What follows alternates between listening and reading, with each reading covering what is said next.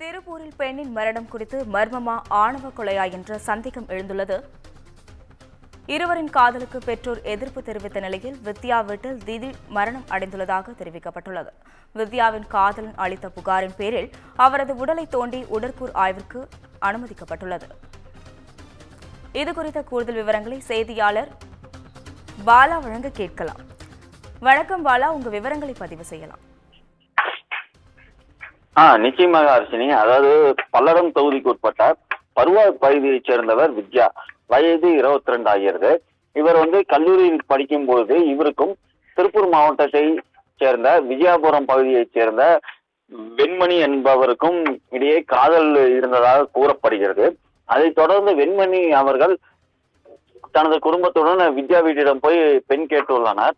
ஆனால் வித்யா வீட்டினர் அதற்கு எதிர்ப்பு தெரிவித்ததாக காவல்துறையினர் தரப்பில் கூறப்படுகிறது. இந்த நிலையில் அவர்கள் எதிர்ப்பு தெரிவித்து இந்த திருமணத்திற்கு ஒத்துக்கொள்ள முடியாது, காதலுக்கு ஒத்துக்கொள்ள முடியாது என்று பல வாக்குவாதங்கள் இருவர் குடும்பத்தாருக்கும் இடையே நடைபெற்றதாகவும் கூறப்படுகிறது. அதைத் தொடர்ந்து கடந்த ஞாயிற்றுக்கிழமை அன்று வித்யாவின் பெற்றோர்கள் கோவிலுக்கு செல்வதற்காக சென்றுள்ளனர். அன்று மாலை மீண்டும் வீடு திரும்பி வந்த பொழுது வித்யா மீது பீர விழுந்து அவர் மரணமடைந்துள்ளார். இது தொடர்பாக வித்யாவின் பெற்றோர்கள் காவல்துறையினருக்கு தெரிவிக்காமல் இருந்து வந்துள்ளனர். இதைத் தொடர்ந்து வித்யாவின் காவல்துறையினர் தெரிவிக்காமல் மேலும் பிரேத பரிசோதனை எதுவும் செல்லாமல் அவரது உடலை அடக்கம் செய்துள்ளனர். இதைத் தொடர்ந்து வித்யாவின் காதலனாக கூறப்படும் வெண்மணி என்பவர் காமநாயக்கம் காவல் நிலையத்தில் புகார் தெரிவித்துள்ளார். புகாரின் அடிப்படையில் காவல்துறையினர் மற்றும் வட்டாட்சியர், கோட்டாட்சியர் ஆகியோர் முன்னிலையில் இன்று மீண்டும் வித்யாவின் சடலத்தை தோண்டி எடுக்கப்பட்டு பிரேத பரிசோதனைக்காக அனுமதிக்கப்பட்டு பிரேத பரிசோதனை செய்யப்பட உள்ளது. அது கொலையா அல்லது தற்கொலையா, இது எதனால் இந்த சம்பவம் நடந்தது என்று இனி வரும் விசாரணைக்கு பிறகே தெரிய வரும்.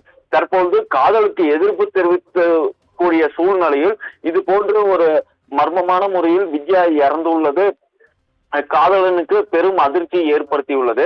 அதே போன்று அந்த பகுதியில் இது ஆணவ கொலையா என்பது ஒரு கேள்வியும் எழுந்துள்ளது.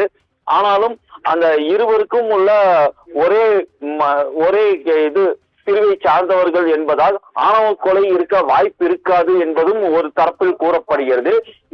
இதற்கு மேல் வித்யாவின் உடலை பிரேத பரிசோதனை செய்த பிறகே இனி வரும் தகவல் தெரியப்படும். மார்ச்சனி, விவரங்களுக்கு நன்றி பாலா.